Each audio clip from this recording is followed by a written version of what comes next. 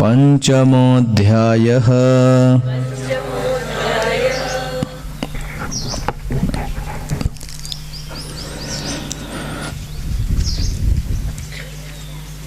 कल के सत्र में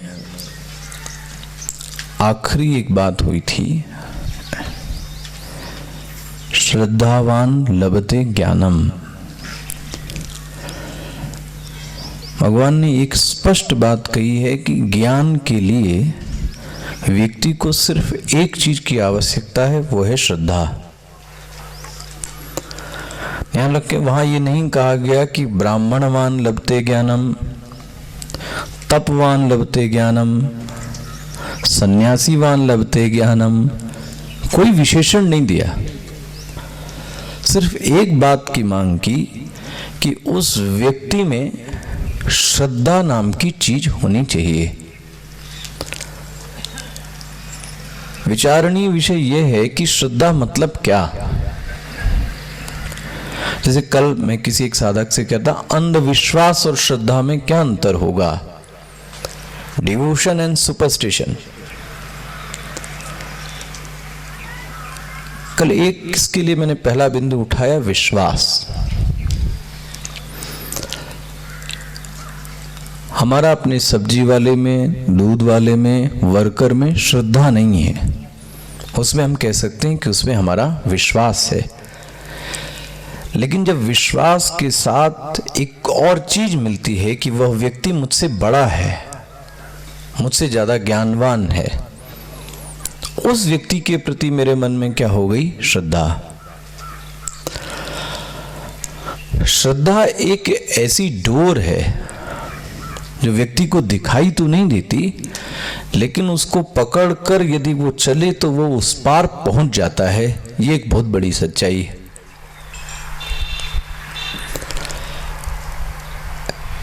एक प्राइमरी स्कूल में भी व्यक्ति को ज्ञान लेने के लिए अपने अध्यापक के प्रति क्या रखनी पड़ती है? श्रद्धा। और यही नहीं, अगर आतंकवादी का भी अपना कोई गुरु होगा तो वहां पे भी उसको अपने टीचर के प्रति श्रद्धा रखनी पड़ेगी। इसी को आप आज मॉडर्न एनवायरनमेंट में बोलते हैं पॉजिटिव थिंकिंग। और गणित में भी देखें, मैथमेटिक्स में, तो यदि आपको इक्वेशंस, कोई समीकरण सॉल्व करना हो तो आप सबसे पहली बात लिखते हैं सपोज दैट, माना कि। अभी क्यों मान लिया आपने? नहीं, शुरुआत यहीं से हुई, माना कि। क्या माना? x बराबर 2y। वहां पे भी मैंने शुरुआत से कुछ चीजों को माना, क्योंकि शुरुआत किसी चीज को तो मानकर होगी ही होगी। अगर व्यक्ति कहीं क को भी न माने, किसी चीज में विश्वास ही न करे, तो शुरुआत कहां से होगी? अब तर्क के लिए बहुत अच्छा है, और मैं कहता हूं तर्क वाला जो व्यक्ति, जो नास्तिक है, उसके अपने विषय में तो श्रद्धा है ही है। वहां पे भी श्रद्धा से शुरुआत है। लेकिन एक और विषय है, वो ध्यान से सुनिए। श्रद्धा व्यक्ति की हिलती है, क्योंकि श्रद्धा एक भाव है, एक विचार का नाम नहीं है। कभी श्रद्धा ज्यादा होती है, कभी श्रद्धा कम होती है, लेकिन इससे भी एक और बड़ी चीज है जो हिलाए नहीं हिलती है। एनी गेस वो क्या हो सकती है? एक विश्वास, एक श्रद्धा, और उससे भी एक बड़ी चीज जो हिलाए नहीं हिलती है। हाँ, वो है निष्ठा। उदाहरण, ये मेरे माता पिता हैं, इस बात में विश्वास है, इस बात में श्रद्धा है कि ये बात में मेरी निष्ठा है। मैं पुरुष हूं कि मैं स्त्री हूं, ये व्यक्ति का विश्वास है कि ये व्यक्ति की श्रद्धा है कि ये व्यक्ति की निष्ठा है। एक ऐसा ज्ञान जो किसी के हिलाए न हिले, तब समझ लेना उस ज्ञान में आपकी क्या हो गई, निष्ठा। हो सकता है श्रद्धा से सुना गया ज्ञान कोई बड़े तर्क के आ जाने पर वो व्यक्ति की श्रद्धा टूट जाए, इसलिए ईश्वर में व्यक्ति की श्रद्धा कभी कभी टूट जाती है। और ये भी एक सच है, यदि मेरी श्रद्धा पूरी हो गई तो श्रद्धा बढ़ गई, और यदि मेरा कार्य पूरा नहीं हुआ तो मेरी श्रद्धा घट गई। तो ये तो मेरे मानने पर है, वो ना पूरा हुआ तो व्यक्ति बेकार है।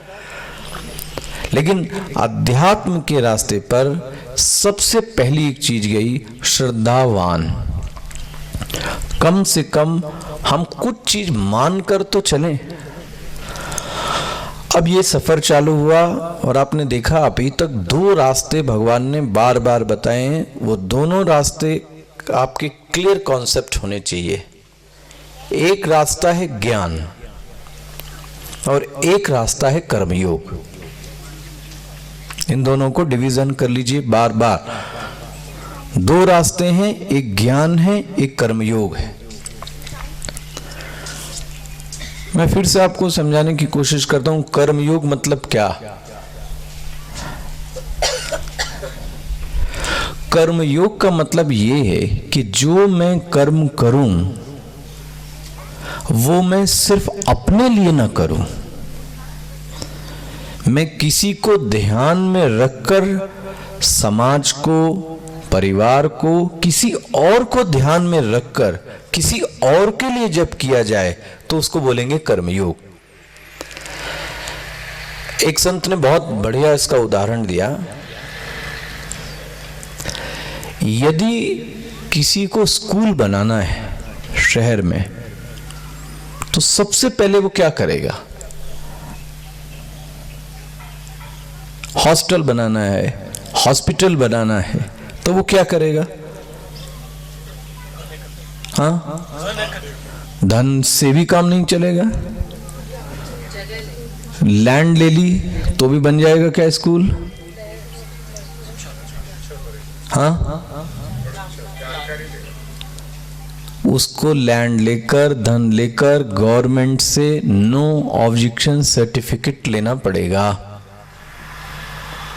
सब कुछ है, लेकिन जब तक आपको गवर्नमेंट एनओसी का ऑर्डर नहीं देती तब तक आप कुछ बना नहीं सकते।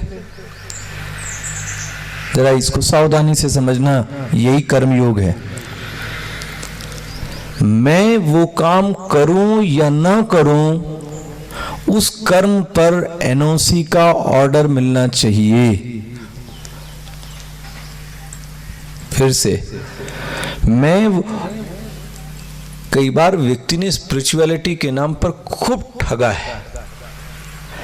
मेरा जो मन चाहा वो मैंने कर दिया और बोले ये भगवान को अर्पित कर दिया।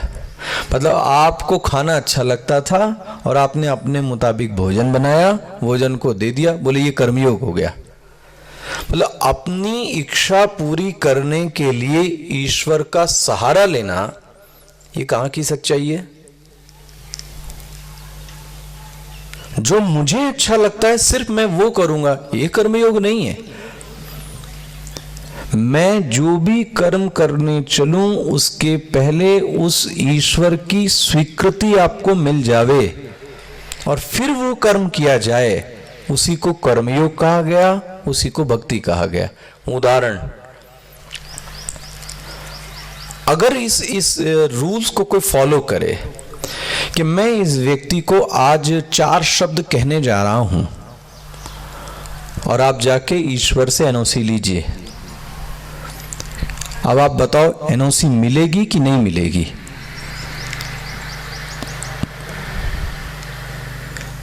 अब प्रोसेस है, एनओसी लेने का प्रोसेस क्या होगा? आप अभी आज ही इसको दिन में आजमाइएगा। अकेले में बैठकर मुझे इस व्यक्ति को 4 बातें सुनानी है। ये बात मैं ईश्वर से पूछूंगा कि भगवान मैं इसको ये बात बोलूं कि नहीं बोलूं।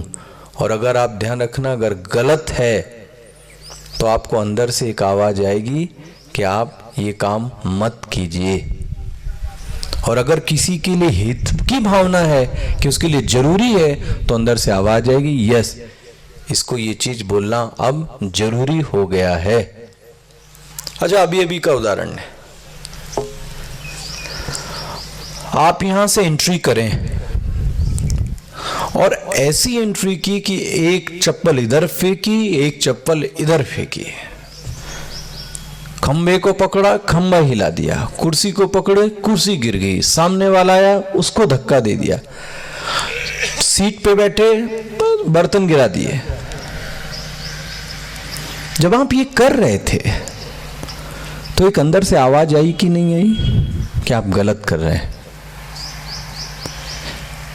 ये सबके पास है, ये एनओसी का ऑर्डर लेने का प्रोसेस।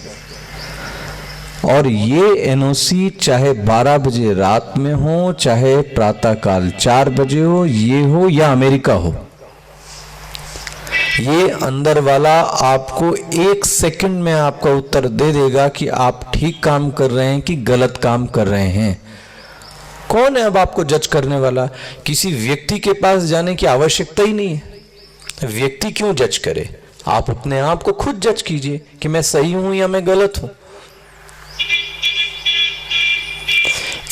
कोई अंदर एक ऐसा तत्व बैठा है जो आपके हर चीजों को जानता है और वो स्वीकृति भी देता है। ध्यान रखना, यहां तक कि हिंसा की भी स्वीकृति देता है। यदि जरूरी है तो कहता है यस, होना चाहिए। लेकिन यदि वो स्वीकृति नहीं दे रहा है और आप जबरदस्ती कर रहे हैं तो आप कर्मयोग के रास्ते पर नहीं जा सकते। सोचो, आप किसी की लैंड पड़ी हो और मैं उस पर कब्जा करके एक मंदिर बनाऊं और मंदिर को मैं बोलूं कि मैं कर्मयोग कर रहा हूं। इज इट कर्मयोग? किसी की जमीन को हड़प कर आप मंदिर बनाओ, इसको तो कर्मयोग का नाम नहीं दिया जा सकता। तो सबसे अच्छा रास्ता है अपने अंदर से पूछा जाए कि ये करना चाहिए कि ये नहीं करना चाहिए। आपको अंदर से आवाज आ जाएगी, ये करो और ये ना करो। एक दूसरा रास्ता मैंने बोला था, ज्ञान योग, जो वो ये कहता है कि आप शरीर से, मन से, बुद्धि से अलग हैं। अब मैं उस नाम को बदल रहा हूं। उसी ज्ञान को कभी कभी कहा गया संन्यास योग। ज्ञान को ही सांख्य कहा गया, सांख्य को ही मैं कह रहा हूं संन्यास योग। और इस शब्द को भी समझिए, बार बार ये शब्द आता है, संन्यास संन्यास संन्यास। एक सिंपल अर्थ है संन्यास का मतलब छोड़ना। ठीक है, संन्यास मतलब छोड़ना। लेकिन ध्यान रखना, इस छोड़ने के भी 2 शब्द हैं। सावधानी से सुनिएगा। चीजों को मैंने छोड़ा है कि चीजें आपसे छूटी हैं? मैं फिर से रिपीट कर रहा हूं, चीजों को आपने छोड़ा है कि चीजें आपसे छूटी हैं? क्या उत्तर हो सकता है?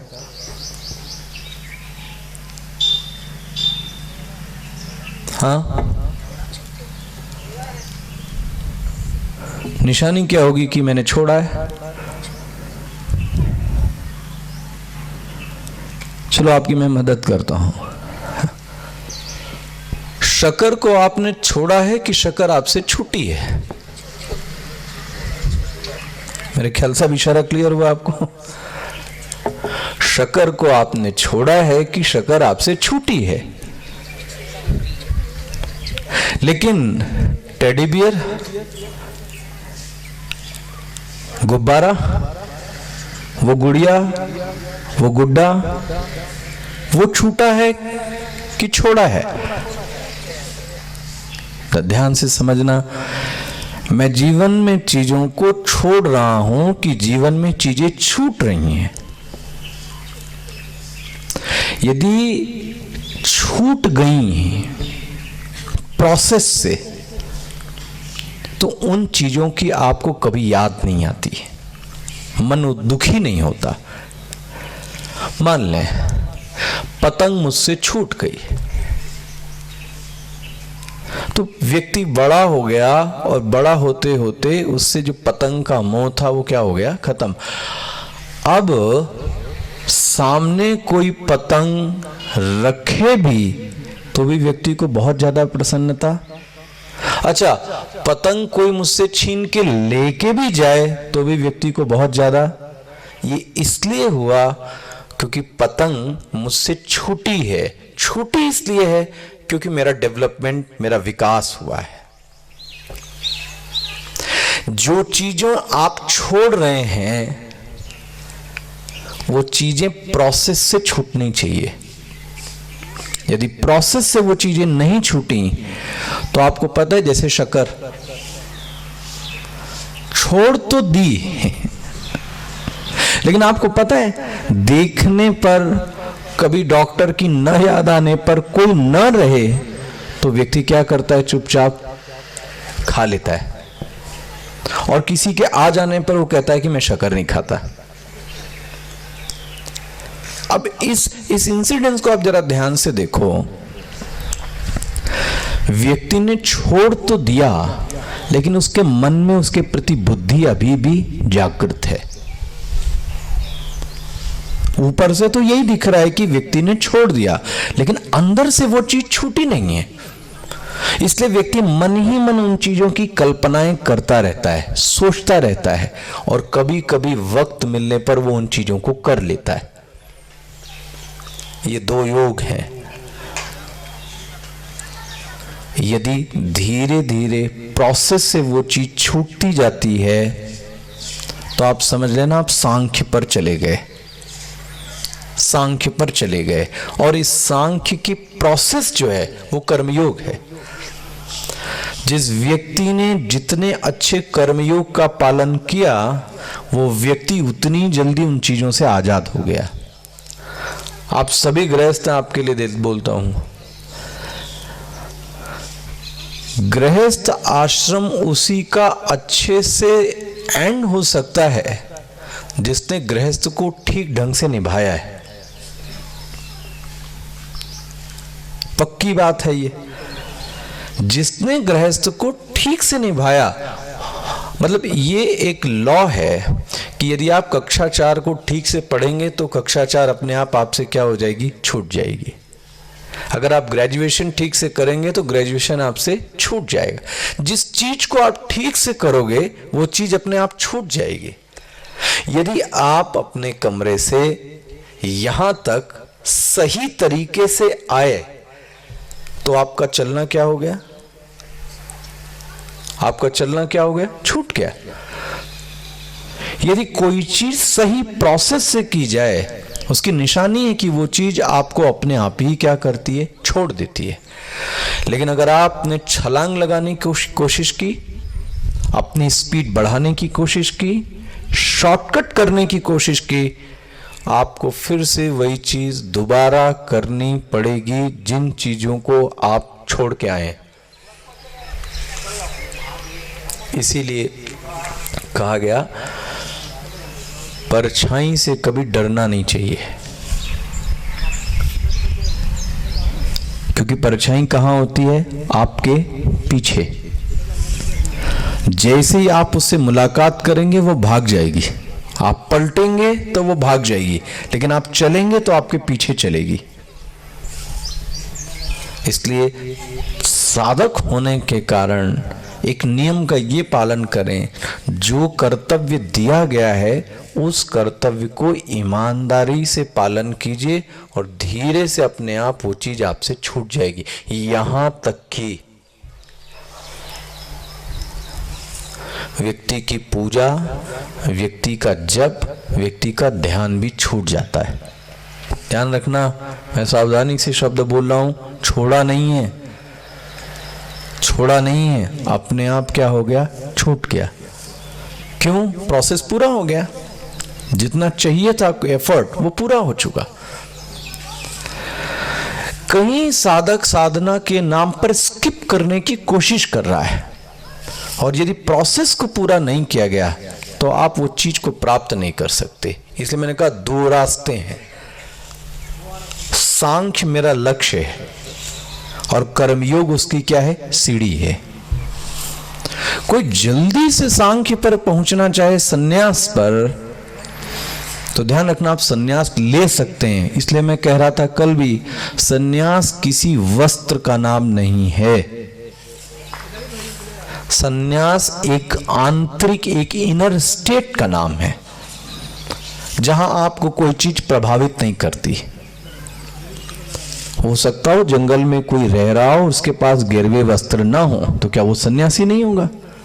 तो भी वो सन्यासी है। और हो सकता वो वस्त्र ही ना पहनता हो, तो क्या वो सन्यासी नहीं है? तब भी वो सन्यासी है। क्यों? ये तो एक आंतरिक स्थिति का नाम है। अब सामान्यतः साधक को बड़ा मजा आता है सन्यास में, और कभी कभी मैंने देखा व्यक्ति परेशान होकर ये कहता है कि ये सब चीजें मैं क्या चाहता हूं स्वामी जी, छोड़ना चाहता हूं। ध्यान रखना, ये छोड़ना क्यों चाहता है? डेवलपमेंट के कारण नहीं, ग्रोथ के कारण नहीं। उस चीज को वो फेस नहीं कर पा रहा है, फेस न कर पाने के कारण चाहता है मैं ये चीजें क्या कर दूं। किसी का पढ़ाई में मन ही न लगे और बोले मैं स्वामी जी पढ़ाई नहीं करना चाहता, मैं सन्यास लेना चाहता हूं, तो बताओ इज इट ट्रू सन्यास? कोई कामचोरी कर कर कोई चीज छोड़कर आप बोलो कि मैं स्पिरिचुअलिटी में जाना चाहता हूं, ये बहुत गलत बात है। वो चीज आपको अपने आप ले जाएगी, वहां तक लेके जाएगी, लेकिन उस चीज को ठीक से किया जाए तो। अर्जुन के मन में भी यही संशय है। उसको क्या लगता है कि ऐसा क्यों ना किया जाए भगवान, मैं यहां से युद्ध से भागूं, आप भी चलिए, ये सब माया मोह है, जगत तो फालतू की चीज है, छोड़कर हम लोग क्या लेते हैं, सन्यास लेते हैं, किसी आश्रम में अच्छे से क्या करेंगे, बैठेंगे। ये एक आम व्यक्ति की भी कल्पना है कि भागने का नाम सन्यास, छोड़ने का नाम सन्यास, डरने का नाम सन्यास। तो अर्जुन कहता है कि आप मुझे सन्यास के बारे में बताइए ना, ये कर्मयोग के बारे में क्या जानूं। देखो जी, पहला आप आ जाइए अपने इस अध्याय पर, जितनी मैंने ये भूमिका बांधी। सावधानी से जिन लोगों ने गीता को देखा होगा, अभी तक कौन बोल रहे थे, भगवान, ठीक है। अब किसने बोल दिया आके, अर्जुन। क्या बोलता है इतना सुनने के बाद, सन्यासम कर्मणाम कृष्ण, भगवान कर्मों का सन्यास और योगम, आप सन्यास की इतनी प्रशंसा करते हैं, लेकिन मुझे बार बार क्या करते हैं, योग में लगा देते हैं। आप मुझे एक चीज बताइए, मैं कर्मयोग का पालन करूं कि मैं सन्यास का पालन करूं। देखो क्या बोला है, मैं कर्मयोग का पालन करूं कि मैं सन्यास का पालन करूं। इसका मतलब है कि अभी भी इसने ठीक से नहीं समझा। जो कर्मयोग का पालन करेगा वही सन्यास तक पहुंचेगा, लेकिन ये सोचता है कि कर्मयोग का रास्ता अलग है और सन्यास का रास्ता अलग है। मैंने आपसे कहा अगर कक्षा 10 को पास करना है तो कक्षा 6, 7, 8 और 9 को आपको पढ़ना ही पड़ेगा। आप डायरेक्ट जंप मारकर कक्षा 10 में नहीं आ सकते। अब भगवान उत्तर देते हैं, श्री भगवान उवाच, बहुत ही सुंदर एंड वेरी डिप्लोमेटिक आंसर। संन्यासः कर्मयोगः, दोनों बोल दिया, संन्यासः कर्मयोगश्च निःश्रेयस करावुभौ। दोनों ही अर्जुन व्यक्ति को मोक्ष दिलाने के लिए काफी हैं। देखो जी, तुम एक की बात कह रहे हो, मैं दोनों की बात कह रहा हूं। चाहे सन्यास के रास्ते से व्यक्ति जाए और चाहे कर्मयोग के रास्ते से जाए, दोनों से वह पहुंचेगा वहीं जहां पहुंचना है। इसलिए क्या बोलते हैं, उभौ। लेकिन अगर तुम मुझसे ये पूछो कि दोनों में सरल कौन है, दोनों में सरल कौन है, तो क्या बोलते हैं, कर्म संन्यासात। कर्म संन्यास से योग, कर्मयोग क्या है, सरल है। प्रश्न समझ में आ गया क्या है?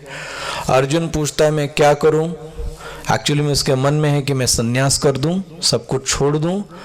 भगवान बोलते हैं सन्यास से अच्छा रास्ता कर्मयोग का है, लेकिन तुम्हारे मन में बड़ी इच्छा जागृत हो रही है सन्यास की। मैं तुमको बताता हूं क्या होता है। देखो, ये सन्यासी की परिभाषा है। देखो आप कहाँ जो जिस हम लोग सोच में पड़े कि सन्यासी ये होता है, भगवान ने कहा गेय स नित्य सन्यासी। अर्जुन, उसको सन्यासी मानो। एक और आपको अच्छा अर्थ बोलता हूं सन्यास का, कभी शायद आपको ये काम में आए। जब नेता किसी रोड को बनाता है या पत्थर को रखता है तो आप उस शब्द को क्या बोलते हैं? शिलान्यास। देखते ना, शिलान्यास। न्यास मतलब क्या हुआ? न्यास मतलब रखना। किस चीज को रखा? शिला को रखा, तो इसलिए क्या रखा गया? शिलान्यास। इसी तरीके से शब्द बना सन्यास। जब रखा गया, किसको रखा गया? बोले जीवन में सत्य को रखा गया, सच को रखा गया, आत्म चैतन्य को रखा गया, नींव में रखा गया। न्यास मतलब रखना।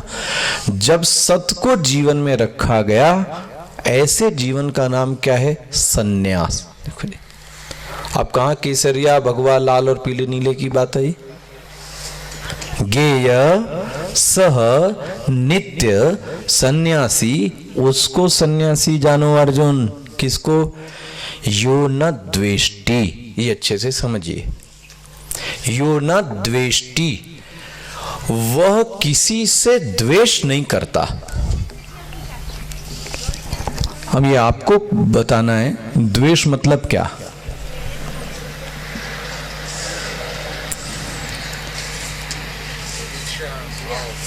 ईर्ष्या, जलन, और इसका एक और साथी इसके साथ चलता है, वो कौन है? राग। देखो आप इसको अच्छे से समझना है, ये बार बार गीता में शब्द इतनी बार यूज हुआ, हर श्लोक 2 श्लोक में ये शब्द आता है। 2 चीजें हैं, एक है राग, एक है द्वेष। और कभी कभी बड़ा महिमा मंडित कर देते हैं, राग मतलब लव, राग मतलब प्यार। ऐसा नहीं है।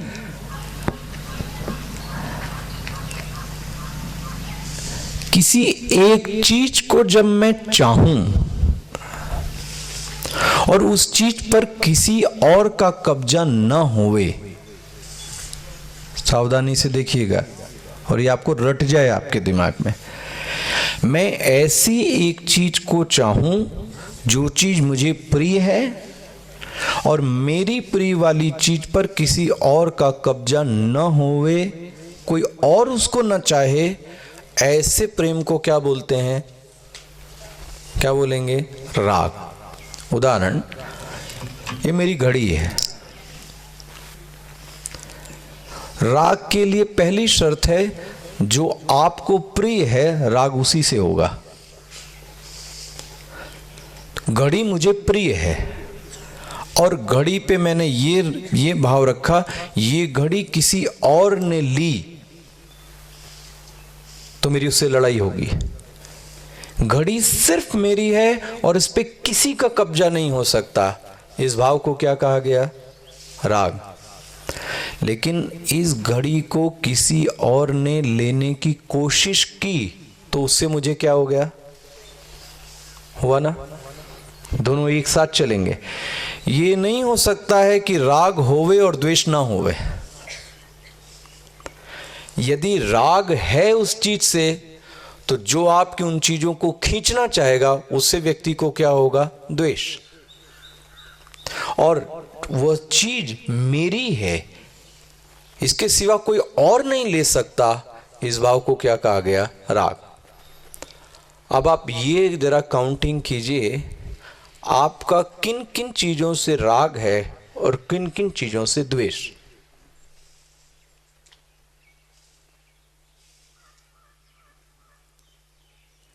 जरा अपने अपने दिमाग में लेके आइए, मुझे किन किन चीजों से राग है। अच्छा, कहीं राग का अर्थ प्रेम मत कर देना। इस ईश्वर से मुझे प्रेम है, लेकिन आपको भी प्रेम है, तो मुझे कोई आपत्ति है? इस ईश्वर से मुझे भी प्रेम है, आपको भी प्रेम है, मुझे कोई ऑब्जेक्शन नहीं है, आपको भी कोई ऑब्जेक्शन नहीं है। एक गुरु के साथ यही है, हर व्यक्ति उसको प्रेम करता है, लेकिन कोई सोचे नहीं ये मुझसे ही प्रेम करे और किसी से ना करे, तब आप समझ लेना आपको क्या हो गया है, राग हो गया। जब आपका चित्त छोटा बन जाए, संकीर्ण बन जाए, तो आप समझ लेना राग हो गया। और अगर उस रागास्पद चीज पर किसी ने कब्जा करने की कोशिश की, तो उस व्यक्ति से मुझे क्या हो गया, द्वेष। अब आपको ये गिनना है कि आपके पास कौन कौन सी चीजें रागास्पद हैं, और व्यक्ति उन्हीं चीज से परेशान है, कहीं इस पे दूसरा कब्जा ना कर ले, कहीं इस पे कोई दूसरा हक ना जता ले। तो अब हमारी सब स्ट्रैटेजी, सब नियम, सब धन जन उस पे लगा दिया, कहीं मेरे से ये खिसक ना जाए। बोले असली सन्यासी वो है जिसके मन में लगता है ये तुम्हारा है, ये तुम ले जाओ, ये तुम्हारा है, ये तुम ले जाओ, ये तुम्हारा है, ये तुम ले जाओ। मुझे किसी चीज के आने से और किसी चीज के जाने से कोई प्रभाव ना पड़े, तब समझना कि आप यस यू आर ट्रू सन्यासी। गेयः, और ये अच्छी एक इतनी ज्वलनात्मक है ये द्वेष, आपसे बताऊं, अंदर ही अंदर व्यक्ति को कुड़ जाता है, जल जाता है। इसने ये चीज ले कैसे ली, इस पर तो मेरा कब्जा है। और एक बार राग हो गया तो द्वेष तो आपको जरूर होएगा। ये नहीं हो सकता राग होवे और द्वेष ना होवे। राग होगा तो द्वेष होगा ही होगा, और द्वेष है तो उस चीज से आपको राग है ही। और अच्छी बात एक और है, ये हमारी बुद्धि को विवेक नहीं करने देता कि क्या चीज सही है और क्या चीज गलत है। तो ट्रू सन्यासी के सिम्टम में पहला क्या बोलते हैं, गेय स नित्य सन्यासी यो ना द्वेष्टि, वो किसी से द्वेष नहीं करता। अच्छा, न आकांक्षति, किसी से कोई आकांक्षा नहीं। बोले फिर किसी से तो करता है, हाँ करता है, उससे करता है, अगर देना होगा तो फिर वो देगा, किसी व्यक्ति से कोई आकांक्षा नहीं करता। देखो जी, अगर ऐसा आपके मन में है, भगवान बोलते हैं तब अर्जुन तुम सन्यासी हो। ये नहीं, निर्द्वंद, वाह, द्वंद मतलब जोड़ा। जरा जोड़े के शब्द बनाइए, सर्दी गर्मी, सफलता असफलता, जय पराजय, मान अपमान, तुल्य निंदा स्तुति, ये जोड़े हैं। सर्दी में भी व्यथित नहीं है और गर्मी में भी व्यथित नहीं है, मान में भी व्यथित नहीं है और अपमान में भी व्यथित नहीं। इसको बोलते निर्द्वंद। ध्यान रखना, इसलिए मैंने अध्याय 2 में कहा था यही जीवन मुक्त के लक्षण है। हर चैप्टर में आएंगे तो ये जीवन मुक्त के लक्षण है, किसी भी चीज से प्रभावित नहीं होना। और मैं और आपको एक व्यवहारिक सूत्र दूं, किसी चीज के प्रति कंप्लेन नहीं करना। हमारा जो अभी एक नेचर ट्यून्ड हो गया है, उसको बोलते complaining type nature, always complaining. कभी ये नहीं निकलता मुख से कि भगवान आपने बहुत कुछ दिया। ये जरूर निकलेगा ये नहीं मिला, ये नहीं मिला, ये नहीं मिला। अच्छा, जो मिला उसका कभी नाम नहीं लिया, उसके लिए कभी ग्रेटिट्यूड शो नहीं किया कि आपने बहुत कुछ दिया। और मुझे लगता है बहुत सारी चीजें तो मिल ही गई हैं, और एक कदम और आगे बढ़ा लेना। जो चीजें आपको मिली हैं, ईमानदारी से सोचना, क्या मैं उसके लायक हूं? अपने अपने गिरेबान में सब लोग झांक के देखो, मैं अपने आप में झांक रहा हूं। जो चीज मुझे मिली है, क्या मैं इसके लायक हूं? उत्तर तो यही मिलता है, इतना लायक नहीं हूं कि जितनी चीजें आपको क्या कर दी गई, दे दी गई। तो आप कैसे अब कंप्लेनिंग कर सकते हो? ये नेचर कैसे बदल सकता है? लेकिन ऑलवेज एक चीज पाल ली हमने, और ये स्वभाव व्यक्ति का बढ़ता जा रहा है, मैं देख रहा हूं। पहले व्यक्ति थोड़ा अल्प संतोषी था कि जो चीज मिल गई उससे वो सेटिस्फाइड था, और सेटिस्फेक्शन से आगे बढ़े। असंतोष से व्यक्ति आगे नहीं बढ़ सकता, संतोष से आगे बढ़े तो उसकी ग्रोथ अच्छी है। अब ये यहां पे इतनी इस बात को इस मैनेजमेंट के सूत्र में मैं आपको नहीं इतना बता सकता, लेकिन देखिएगा, जो कंपनियां असंतोष से आगे बढ़ रही हैं उनकी ग्रोथ रेट क्या है, और जो कंपनियां संतोष के ग्रोथ रेट से बढ़ रही हैं उनकी ग्रोथ रेट में क्या अंतर है? एक एक सच्चा और ईमानदार विचार मन में होना चाहिए। जिसके काबिल में नहीं था वो चीजें ईश्वर ने आपको दी हैं, तो कम से कम ग्रेटिट्यूड तो शो किया जाए। माता पिता, गुरु, भाई बहन, इतने सारे समाज ने आपको क्या नहीं दिया, मेरे को लगता है। लेकिन अभी भी समाज के प्रति कंप्लेन, परिवार के प्रति कंप्लेन, माता पिता के प्रति कंप्लेन, हर के प्रति कंप्लेन। ऑफिस में वहां कंप्लेन, वाइफ वहां कंप्लेन, ब्रदर वहां भी कंप्लेन, पुत्र हर चीज असंतुष्ट है आपके लिए, बस आप ही ठीक हैं। ना ना ना, आपका व्यक्तित्व फॉल्टी, कुछ दोष है आप में, उसको सुधारिए। संतों ने तो और आगे आगे बात कह दी।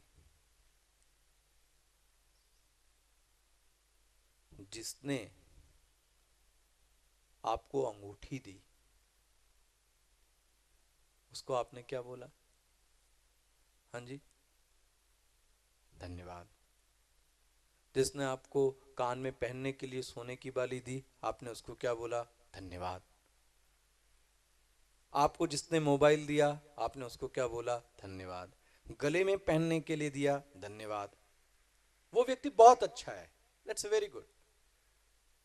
लेकिन माय डियर, जिसने आपको कान दिया, ये पहनते कब? लेकिन जिसने कान दिया, कभी अकेले में जाके उससे मैंने बोला थैंक यू सर। जिसने नाक दी, जिसने आंख दी, जिसने कान दिया, नाक दिया, मुंह दिया, गला दिया, उंगलियां दी,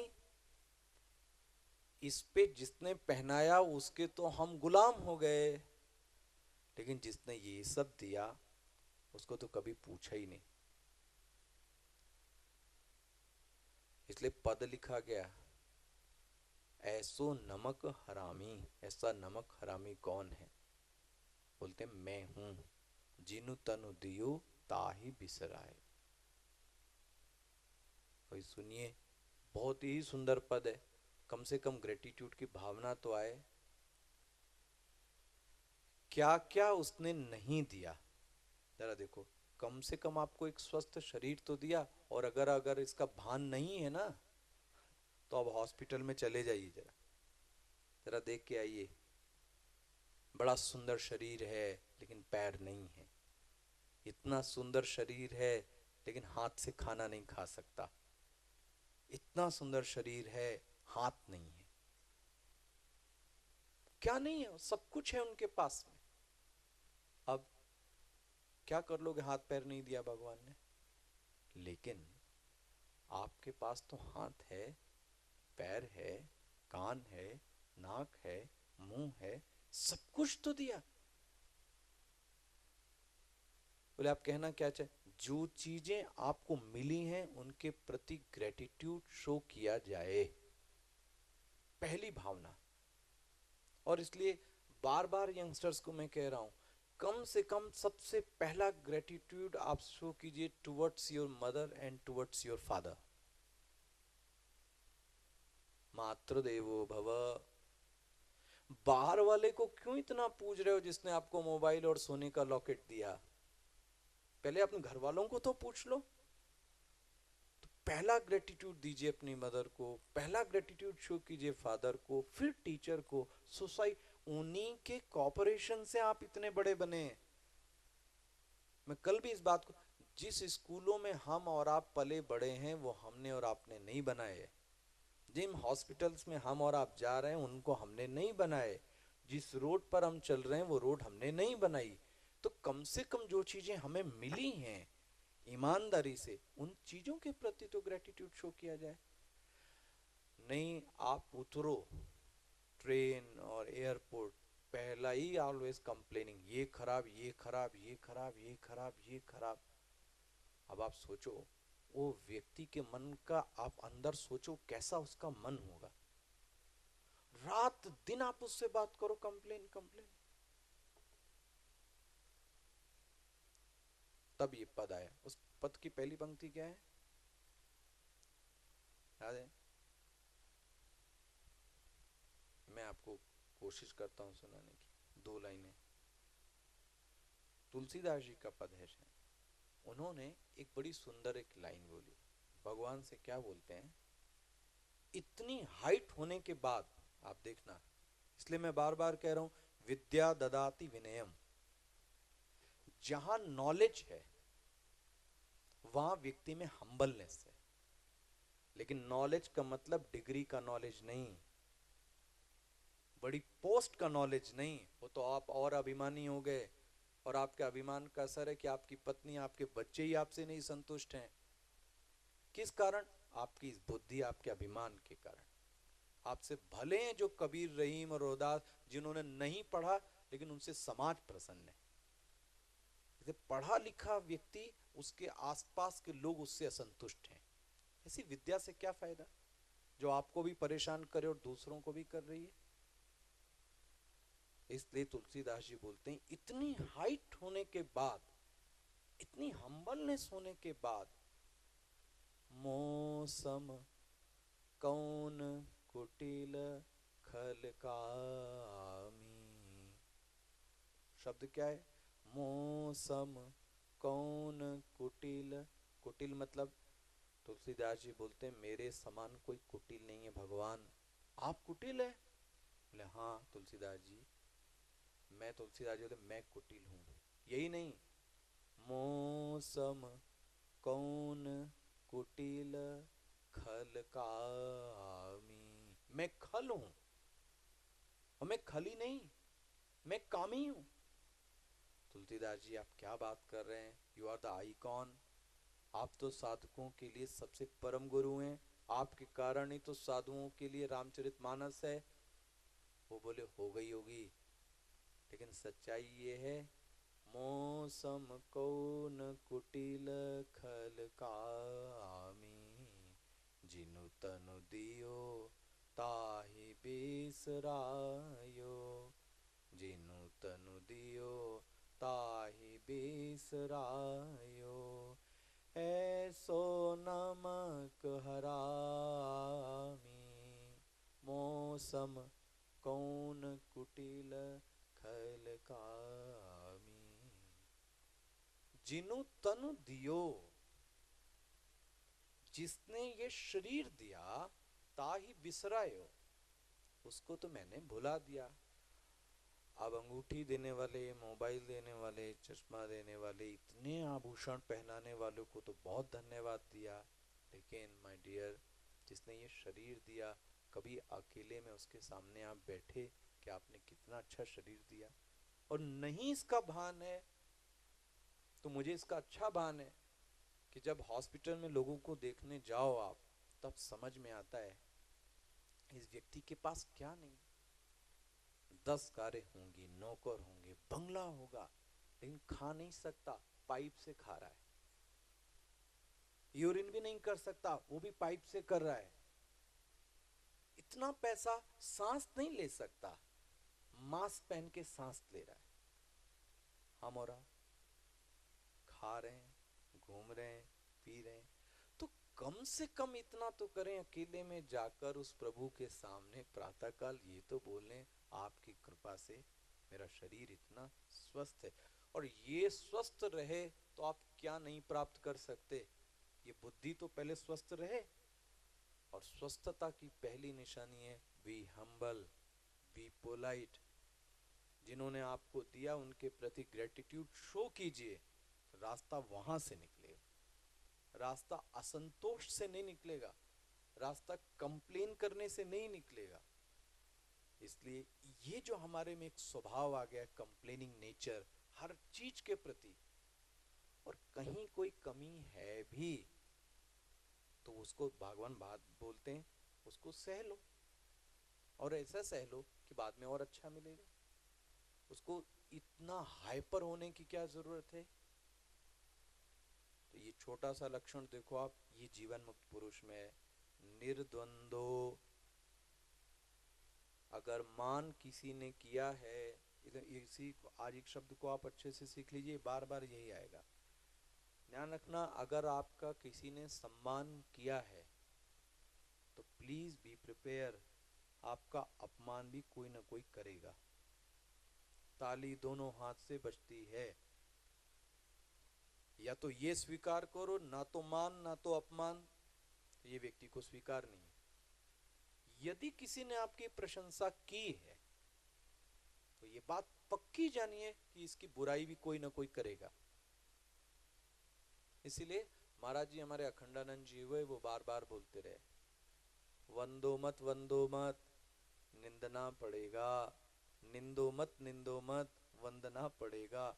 जिसकी वंदना बहुत ज्यादा करोगे आप, उसी की निंदा करनी पड़ेगी एक दिन।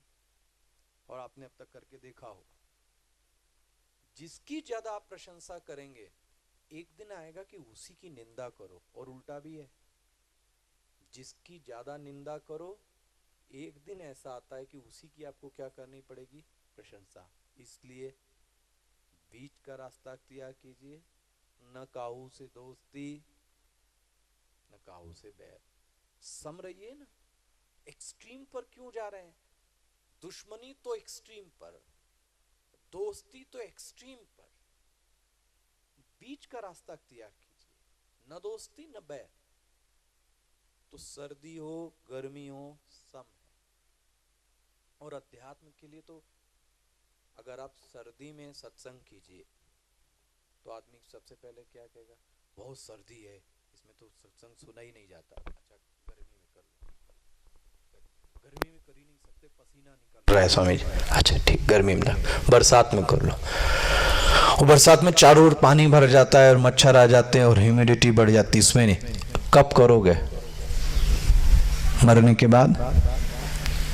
उसमें भी तुम नहीं सुनोगे, दूसरा सुनेगा, हो गया। या जहां चाह वहां राह। आप देखते ना ये ऑफिसर्स की ट्रेनिंग, वहां सर्दी और गर्मी और बरसात नहीं देखी जाती। आपका लक्ष्य क्या है वो बताइए और प्रोसेस स्टार्ट कीजिए। ये तो आता ही रहेगा, सर्दी गर्मी धूल धूप बरसात, ये तो आएगा ही आएगा, ये तो प्रकृति का काम है। आप अपना काम चालू कीजिए। जीवन मुक्त पुरुष जो उस सन्यास के मार्ग पर चला गया, निर्द्वंदो, वो किसी द्वंद में नहीं फंसता। और ध्यान रखना, किसी सुख से भी नहीं चिपकता। हमारी परेशानी ये, हम तो किसी एक सुख से क्या हो गए पता है, चिपक गए। ये अच्छा लग गया तो अब यही चाहिए, फिर दूसरा नहीं चाहिए। वो क्या बोलते हैं, मैं किसी सुख से नहीं चिपकता, आज ये है कल वो है परसों ये है, क्यों किसी एक चीज से मैं अटैच हूं।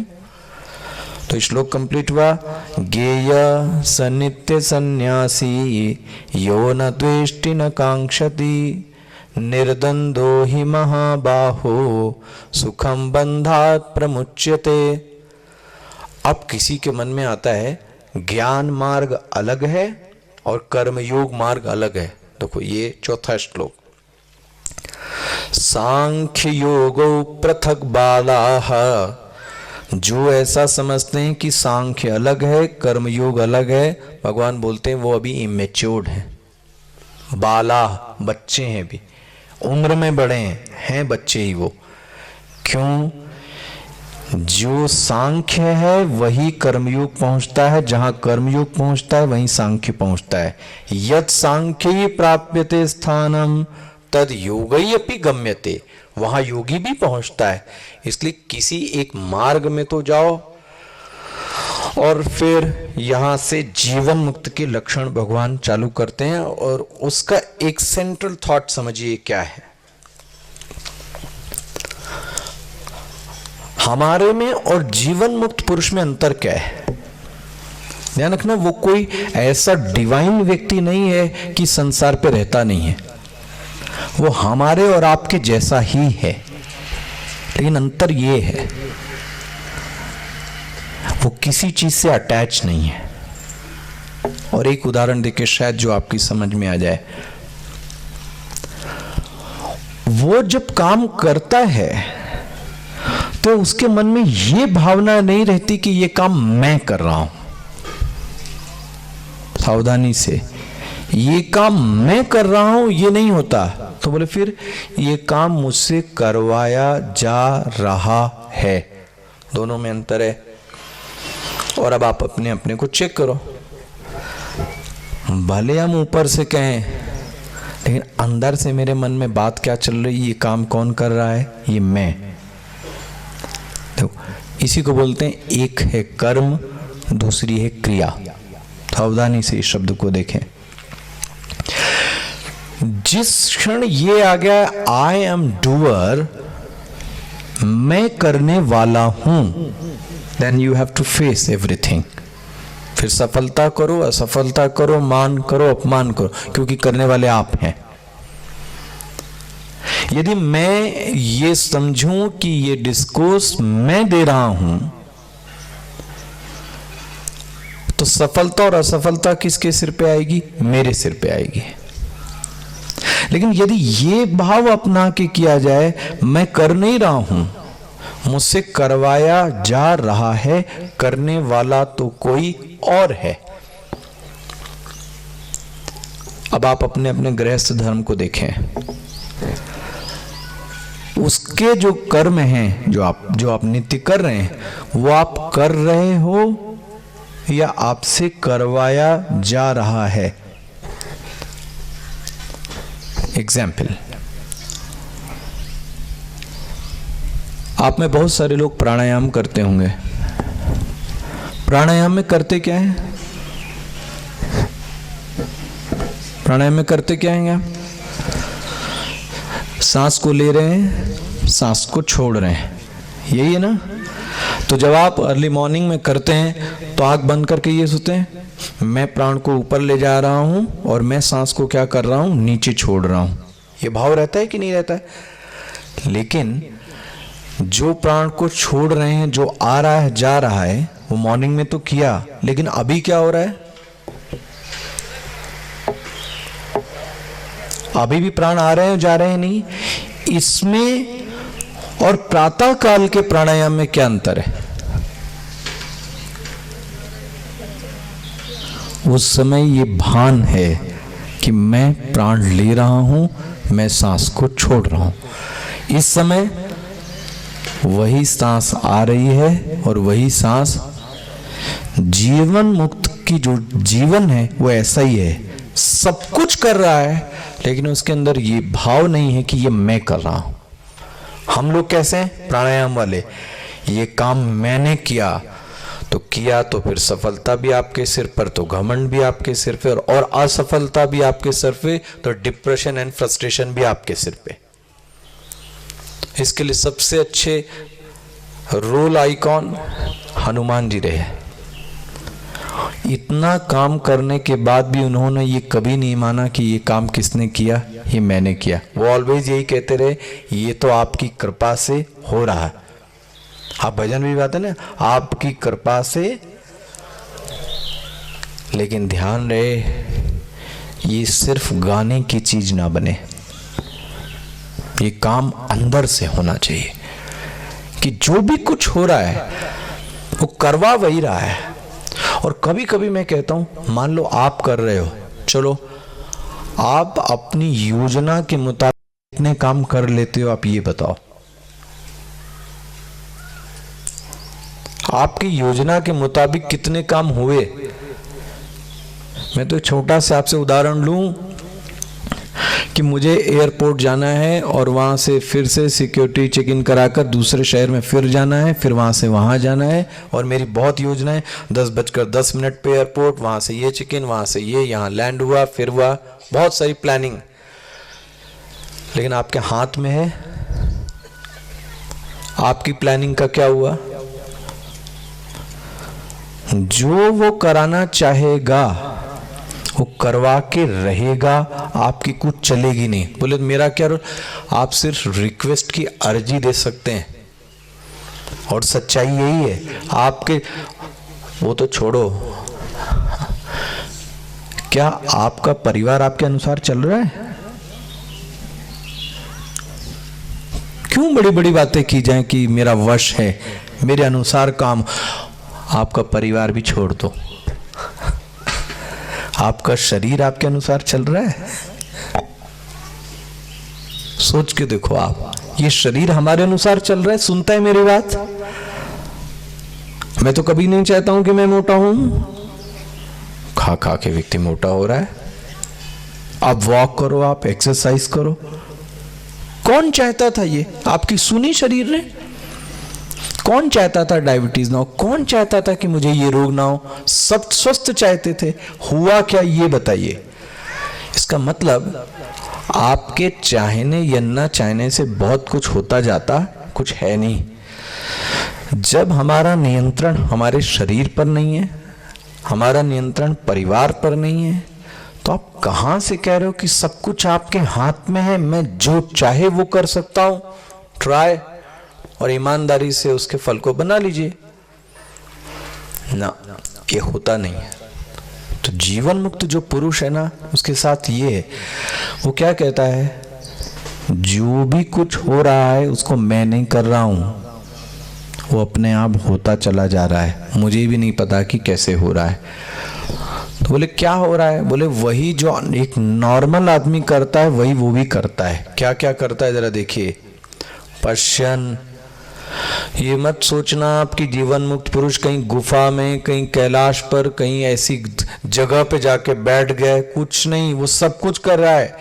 पश्यन, शृण्वन्, स्पृशन, जिगरन, अश्नन, गच्छन, स्वपन, श्वसन, प्रलपन, विसर्जन, गृह्णन, उन्मीशन, निमिशन, खाना पीना, सोना, आंखों की पलकों को झपकाना, सब कुछ कर रहा है। लेकिन एक बात कहता है, नैव किंचित करोमीति, ये मेरे से नहीं हो रहा है, ये मैं नहीं कर रहा हूं, मुझसे करवाया जा रहा है। देखो अब जरा साधक में, हम में और रियलाइजफुल में अंतर देखना। हमारी भावना है, उसका विचार है, उसको बार बार ये ऑटो सजेशन नहीं देना पड़ता कि मैं कर नहीं रहा हूं, उसके ख्याल में ही है कि ये सब मैं नहीं कर रहा हूं।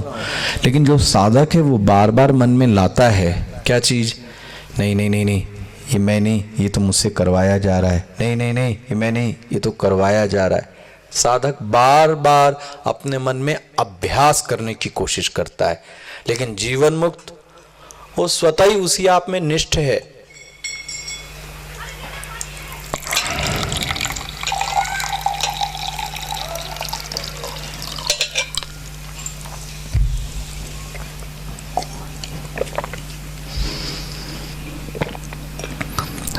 लेकिन जिसने ये प्रयास किया, एक दिन वो भी व्यक्ति क्या हो गया? सिद्ध हो गया। तो ये सिद्ध का लक्षण है। एक पंक्ति में क्या कहेंगे? वो ये कुछ नहीं समझता कि मैं कर रहा हूं। अब कोई व्यक्ति धोखा भी अपने आप को दे सकता है। लड़ाई झगड़ा दंगा फसाद सब आप करो और आप क्या बोलो? मैं नहीं कर रहा हूं, ये मुझसे करवाया जा रहा है। इसी को बोलते हैं आसुरी वेदांत। आसुरी वेदांत। मैं कहाँ कर रहा हूँ, ये तो मुझसे करवाया जा रहा है। तो इसी को बोलते हैं आपने फिलॉसफी को अपने स्वार्थ के लिए क्या किया है, यूज किया है। इसी को बोलते हैं आसुरी राक्षसी वेदांत। ना फिर से देखिए क्या है 10वां श्लोक, कैसे जीवन जिए, बोले 2 काम करो। जैसे कमल का पुष्प कीचड़ में रहकर भी सुगंधित है, पवित्र है, रहता कीचड़ में, प्लेस नहीं बदला, अपनी हाइट बदल ली। भगवान क्या बोलते हैं, 2 काम करो। ब्रह्मणि आधाय कर्माणि, दिस इज फर्स्ट।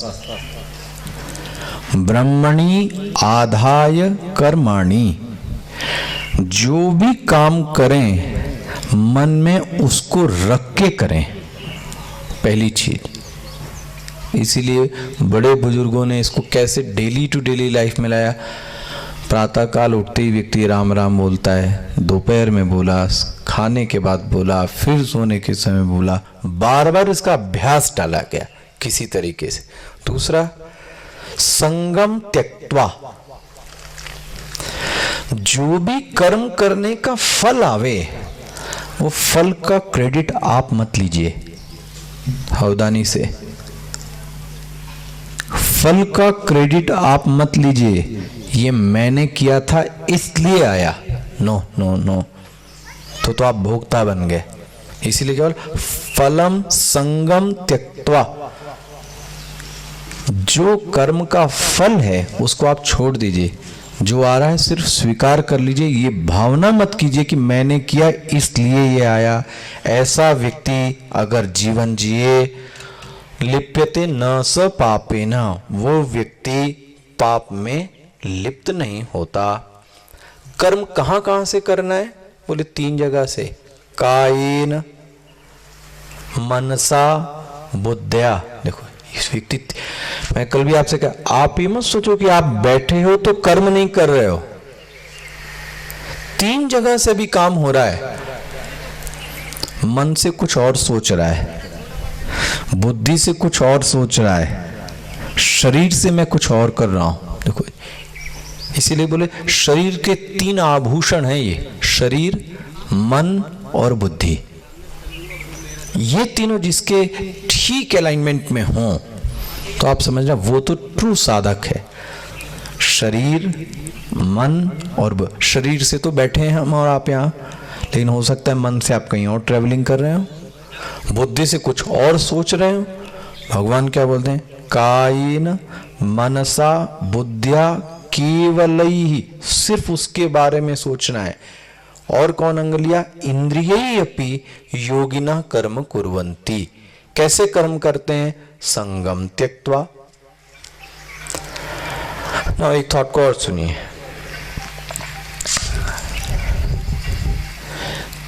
काम ऐसा किया जाए जिससे मेरा चित्त शुद्ध होवे। काम करके मैं अपने चित्त को और अशुद्ध न बना लूं। मैं सिर्फ ज्यादा आपको स्पिरिचुअलिटी के काम कह रहा हूं। एक दिया बत्ती करनी है, अगर कहीं दिया बत्ती करते करते मुझे ये अभिमान आ गया कि ये सिर्फ दिया बत्ती कौन कर सकता है, ये मैं ही कर सकता हूं, तो आप आए थे हरि भजन को, उठन लगे, आपने इसका भी अभिमान उड़ लिया। माला सिर्फ मैं ही पहना सकता हूं, इसके सिवाय कोई नहीं कर सकता। तो आपने यहां आकर भी एक चीज क्या कर ली, ओढ़ ली। देखो जी, प्रवचन सिर्फ मैं ही कर सकता हूं, आपने आके एक चीज और ओढ़ ली। कर्म ऐसा होवे कि आपकी गंदगी आपके अंदर ना आवे, ऐसा करने की कोशिश की जाए कर्म करने की, क्योंकि बिना कर्म के रह नहीं सकते। इसलिए एक ही रास्ता कहा गया, कर्मयोग, वही आपके चित्त को क्या कर सकता है, शुद्ध कर सकता है। फिर से जीवन मुक्त का लक्षण, सर्व कर्माणि मनसा संन्यस्यास्ते सुखम वशी, नवद्वारे पूरे देही। इस शरीर में 9 द्वार हैं, सब कुछ करते हुए भी वो कहता है नैव कुर्वन्न कार्यन, मैं कुछ भी नहीं करता हूं। और एक सेगमेंट और भगवान ने आगे जोड़ा, ये बहुत ही सुंदर है, फिलोसॉफिकल। आम देखना जो धार्मिक व्यक्ति वो यही कहता है भगवान ने हमको ये दिया, लेकिन सच्चाई ये है भगवान ने उसको नहीं दिया, उसके जो पास्ट एक्शन है ना वो उस चीज को दिलाते हैं। ये तो आरोप हम अच्छे से लगा देते हैं किसके ऊपर, ये तो भगवान ने कर दिया इसलिए हो गया, ये अपनी कायरता है और कुछ नहीं है। जरा श्लोक देखना आप क्या बोलते हैं, ना दत्ते कस्य चित पापम, श्लोक नंबर 15, ना दत्ते कस्य चित पापम न चैव सुकृतम वे, न मैं किसी का पाप लेता हूं न मैं किसी का पुण्य लेता हूं। स्पष्ट है, न मैं किसी का पाप न मैं किसी का पुण्य। तो फिर बोले ये दे कौन रहा है, ये आपके पिछले किए गए जो कर्म है ना वही आपको दे रहे हैं। और सच्चाई भी यही है, ये पति, ये पत्नी, ये घर, ये आचार्य, ये वंश, ये वर्ण, ये जो आपको मिला है सब कुछ ना, ये आपके कमाए हुए पिछले कर्मों का फल है। सोचो आप, भगवान आपको कहां से डाल देगा कि तुम इसमें पैदा हो तुम उसमें पैदा हो, तो उसके ऊपर तो आरोप लगा सकते, आपकी मर्जी जहां चाहे वहां डाल दें। लेकिन नहीं, सच्चाई ये नहीं है। जो पुत्र पुत्री आपके यहाँ है वो आपके संस्कारों के अनुरूप है और उसका आपसे लेना देना बाकी है। वो आपसे उतना लेगा उतना देगा, तभी हिसाब किताब बराबर होगा। तो कहा गया माता पिता पुत्र गुरु ये आपकी चाहत से नहीं मिलते। और आप देखना, ये आपकी चाहत से मिले, ये मिले और आपको फेस करना है और उन्हीं के साथ रहना है और आप कुछ भी नहीं कर सकते। इसलिए कभी ईश्वर पर इल्जाम मत डालें कि भगवान ने ये कर दिया, ना ना ना, वो तो आपके पुराने कर्म आपको लेके जाएंगे। जो इस बात को नहीं समझता, क्या बोलते हैं, अज्ञानेन आवृतम ज्ञानम, उस व्यक्ति को अज्ञान ने क्या कर लिया है, घेर लिया है। बड़ा अच्छा एक रूपक है, ये घड़ी है और मैं यदि इसको किसी नैपकिन से किसी से कवर कर दूं तो अब मुझे जो असलियत है वो नहीं दिखेगी, अब मुझे यही दिखेगा जो मैं चाहता हूं देखना। तो कोई कहेगा इसका आकार ऐसा है, इसका आकार वैसा है, इसका आकार ऐसा है। इसी तरीके से जो सच है, नॉलेज, उसको अज्ञान ने क्या किया, आके ढक लिया। अब सिर्फ करना क्या है, ज्ञान को नहीं लाना है, अज्ञान को हटाना है। सावधानी से देखिएगा, दोनों में बहुत अंतर है।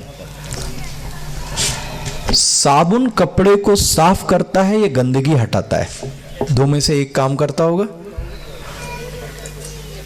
साबुन कपड़े को साफ नहीं करता, साबुन कपड़े के ऊपर लगी गंदगी को हटाता है, क्योंकि सफेदी पहले से है। जो ज्ञान है वो पहले से आपके पास है, लेकिन वो इसलिए नहीं समझ में आ रहा है क्योंकि ऊपर कौन सा आ गया है, एक आवरण, एक कवरिंग, एक शेल, वो अज्ञान की है। जैसे ही ये शेल हटेगी, कौन हटाएगा ये शेल? ये काम है गुरु का, ये काम है सिर्फ गुरु का कि वो ज्ञान को पैदा मत करे, वो उसकी जो गलत चीजें उनको क्या कर दे, वो हटा दे। जैसे ही हटाएगा वैसी जो सही चीजें वो अपने आप आ जाएगी।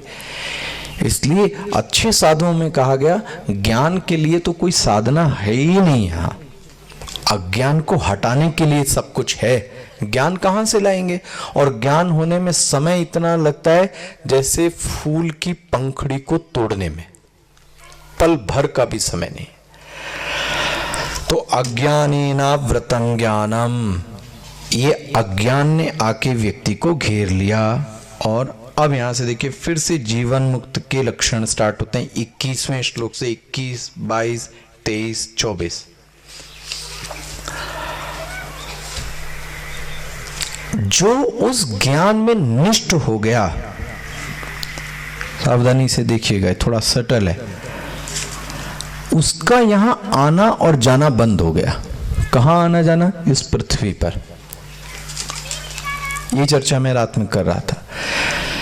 जिसने दुनिया को जाना और अपने आप को नहीं जाना, पूरी दुनिया को जान डाला, अपने आप को नहीं जाना, भगवान बोलते हैं उसका भी आना जाना यहां बार बार चलता रहेगा। लेकिन जिसने स्वयं को जान लिया, और आप ये सोच के देखो, दूसरे को जानना आसान है कि स्वयं को जानना आसान है? उल्टा करो, दूसरे को जानना कठिन है कि स्वयं को जानना कठिन है?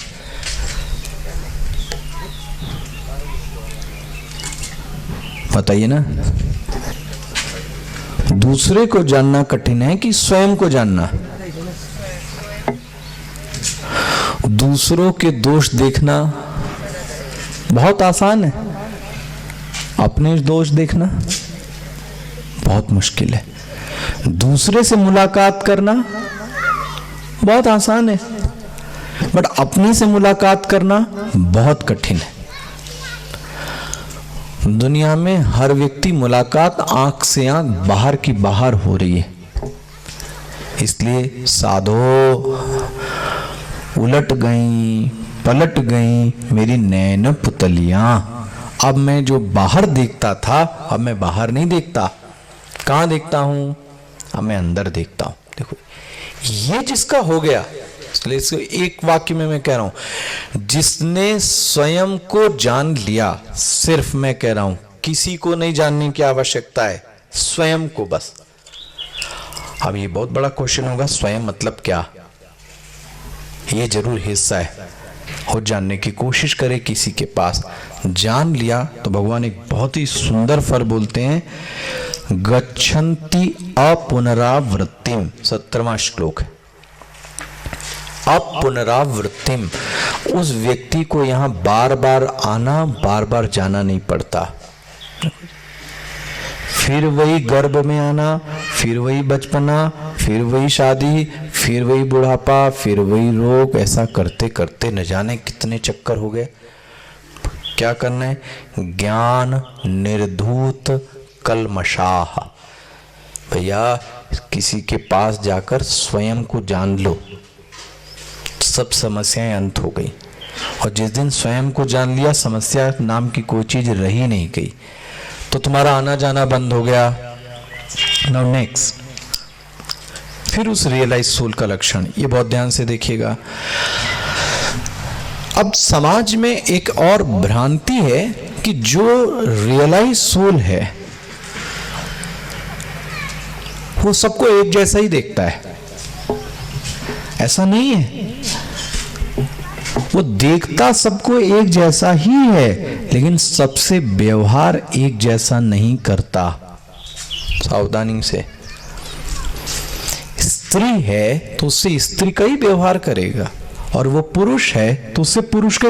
लेकिन नहीं बोले हमको तो सभी में राम दिखता है तो मैं सबसे एक जैसा व्यवहार करूंगा। तो आप सोचो समाज में क्या रूप आएगा। बच्चा है, दिन है, रात है, बड़ा है, बूढ़ा है, तो आप सोचो हमको तो सभी में राम दिखाई देता है, तो मैं सबसे ऐसी बात करूंगा, ये संभव नहीं। देखो, इसलिए श्लोक क्या लिखा है, विद्या विनय संपन्ने। बार बार ये चीज श्लोक में आ रही है, जहां विद्या है वहां विनय है। और अगर आप में विनय नहीं है तो आप समझ लेना बुकिश नॉलेज है, डिग्री का नॉलेज है आपके पास, और मैं नॉलेज से भी परहेज करूं, विजडम नाम की चीज आपके पास नहीं है। जिस ज्ञान की बात कही गई, जो लचक ला दे आप में, जो आपको नीचे झुका दे, वही व्यक्ति सफल परिवार में भी है और समाज में भी है। और जिस व्यक्ति में अकड़न है, तो आपसे बताऊं, वो अकड़न थोड़े समय बाद उसको एहसास हो जाता है। हमारे परिवार और आसपास के लोग भी उस अकड़न को पसंद नहीं करते, तो दूसरे लोग क्यों अकड़न को पसंद करेंगे? इसलिए पहला, विद्या विनय संपन्ने। कहाँ कहाँ? ब्राह्मणे, गवी, गाय, हाथी, कुत्ता, चांडाल स्त्री। लेकिन सबसे व्यवहार कैसा करता है? समदर्शिना। देखो, ध्यान देखना, वर्तिना नहीं लिखा गया। सबसे समान व्यवहार करता है ये नहीं लिखा गया, सब में समान दर्शन करता है।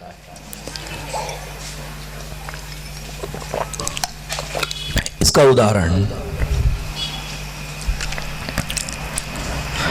एक डॉक्टर के पास आप गए,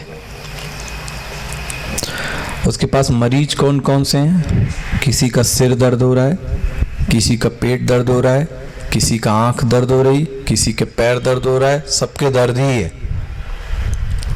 अब वो सबसे एक जैसा व्यवहार करेगा? सबको एक ही गोली लिखेगा? लेकिन सब उसकी नजर में एक हैं। वो क्या है? सब पेशेंट है। ये कैसा हो गया? समदर्शी। दर्शन एक है कि सभी रोगी हैं, लेकिन वर्तन सबका अलग अलग है। जो बच्चा है उसके साथ अलग व्यवहार है, जो बूढ़ा है उसके साथ अलग व्यवहार है, नाक जिसकी दर्द हो रही है उसके साथ अलग गोली है। हम एक जैसा व्यवहार सबसे नहीं कर सकते। ये व्यवहार की क्या जाएगी? विषमता है। वो व्यक्ति कैसे लोगों को प्रसन्न रख सकता है जो सबसे एक जैसा व्यवहार करे? और हमें लगता है जिसने भगवान के दर्शन कर लिए वो सबको एक जैसा मानेगा। नहीं नहीं, देखेगा एक जैसा। और आपने एक संत की कहानी सुनी, तुकाराम दे, जो मंदिर के आगे बैठे थे, इतने दिनों से भूखे। कोई एक आया व्यक्ति रोटी दे गया और कोई एक व्यक्ति आके उस पे घी डाल गया, और वो हाथ में लेके ऐसे बैठे ही थे, तब तक में कुत्ता आया और कुत्ता वो रोटी लेकर भाग गया। अब कुत्ता आगे भाग रहा है, संत महाराज पीछे भाग रहे हैं। लोगों ने देखा ये क्या हो रहा है। अब साधारणतः आदमी को क्या समझ में आएगा कि ये भूखा कुत्ते से रोटी छीनने की क्या कर रहा है? कोशिश कर रहा है, इसीलिए कुत्ते के पीछे भाग रहा है। किसी ने उनको रोका और पूछा, महाराज जी आप कहाँ कुत्ते के पीछे भाग रहे हो, क्या हुआ? बोले, कुत्ता रूखी रोटी लेके भाग गया है, मुझे मिल जाए तो मैं उस पर क्या लगा दूं? घी लगा दूं। देखो ये दृष्टि किसकी है? ये है जीवन मुक्त संत। गांधी की एक खड़ाऊ गिर गई, ठीक है, ट्रेन में चलते समय एक खड़ाऊ गिर गई। अंग्रेज बैठे थे, पढ़े लिखे व्यक्ति बैठे थे, वो उस पर मुस्कुराने लगे। दिस ब्लडी इंडियन,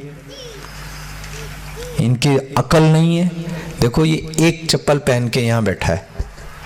अच्छा, पता नहीं गांधी जी को क्या सूझा, वो गए और जब एक चप्पल तो गिरी गई थी, थोड़ी देर बाद उन्होंने वो दूसरी चप्पल भी गिरा दी।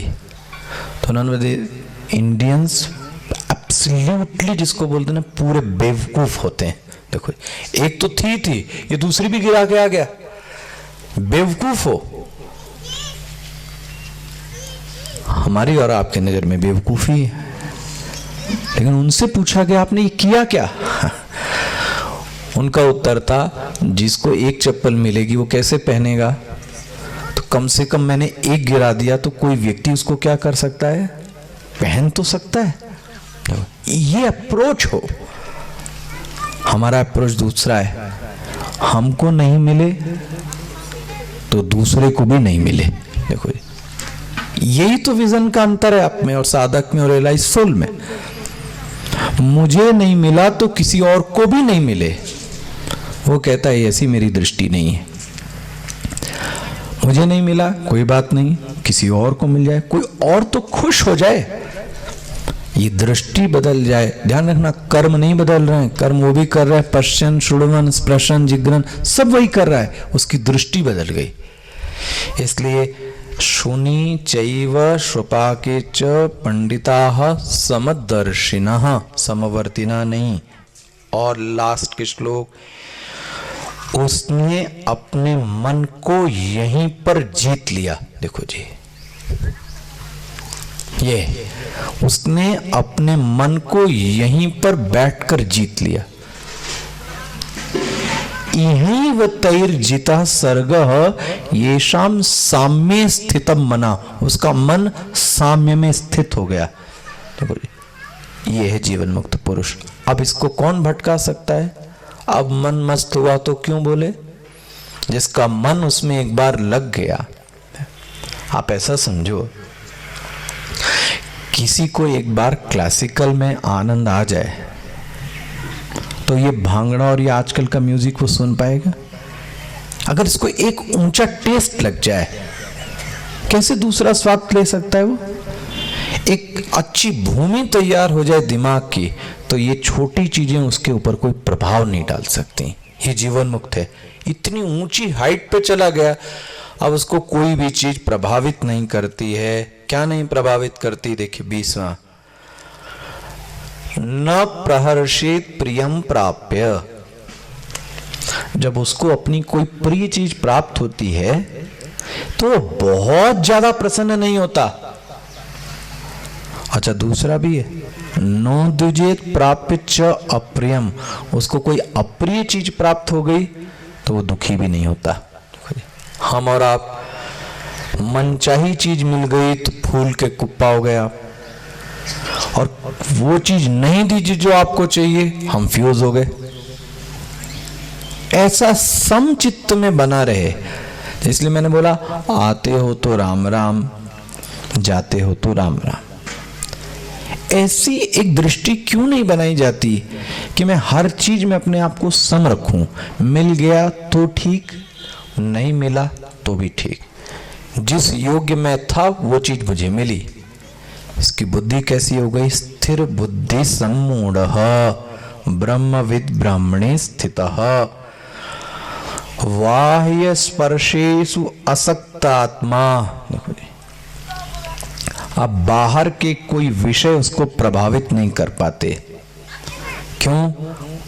क्योंकि उसको अंदर एक ऐसे सुख की प्राप्ति हो रही है, उस सुख के कारण अब उसके ऊपर कोई प्रभाव ही नहीं पड़ता। वो उल्टा कहता है, ये ही संस्पर्शजा भोगा दुख योनय। देखो जी, बात तो ये सही है। ये जितनी इंद्रिय से हमको ज्ञान मिल रहा है ना, अंत में इनका परिणाम दुखी है। देखने का परिणाम, खाने का परिणाम, सुनने का परिणाम, एक सीमा के बाद ही हमको क्या देने लगते हैं? दुख। और कहा गया, भोगी व्यक्ति भोग के बाद अपने आप को पाता है कि मैं कांतिहीन हो गया, मेरा आत्मविश्वास गिर गया। देखो, दुख योने।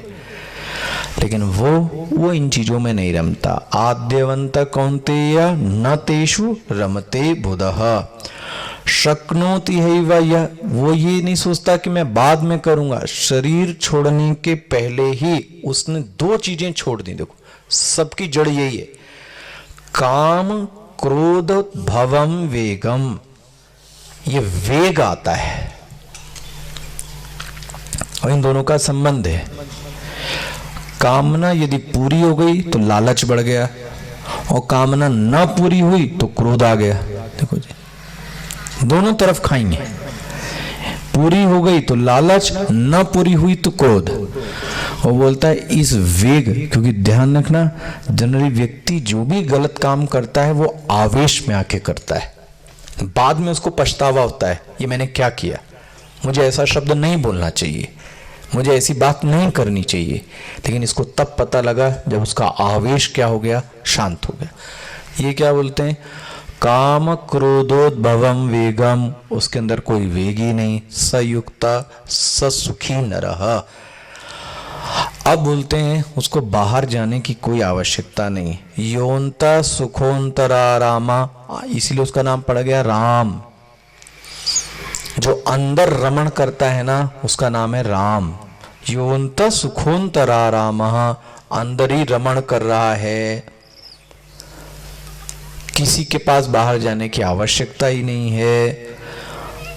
भगवान कृष्ण कहते हैं ऐसा व्यक्ति ब्रह्म भूतोधिगच्छति, वो ब्रह्म ही है, कोई और नहीं है। और फिर से कंक्लूड करते हैं भगवान, जीव को ये दो चीजें छोड़नी पड़ेंगी, काम क्रोध वियुक्ता नाम। मिल गया आपको 26वां श्लोक।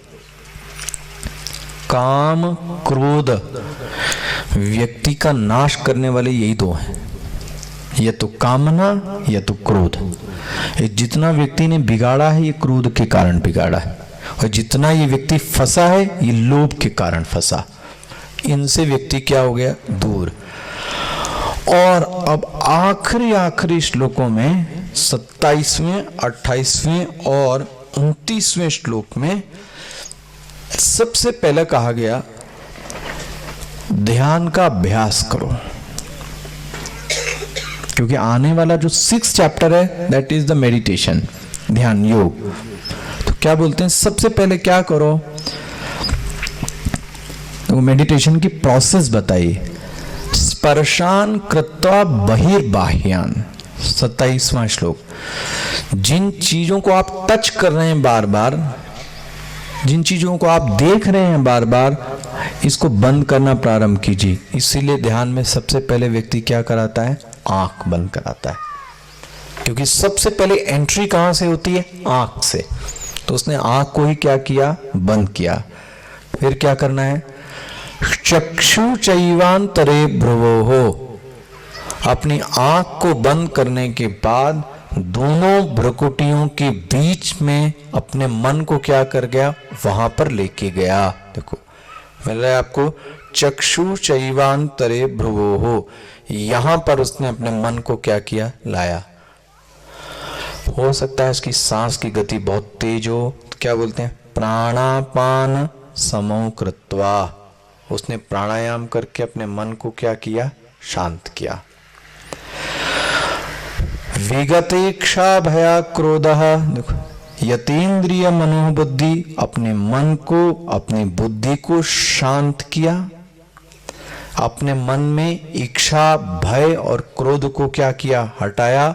और क्योंकि उसको ज्ञान तो प्राप्त हो ही गया, और तुरंत उसने अपने मन को उस कॉन्शियसनेस से क्या किया? कनेक्ट किया। और जैसे ही कनेक्ट किया उसके लिए शरीर अब कुछ रह नहीं जाता। कहा गया?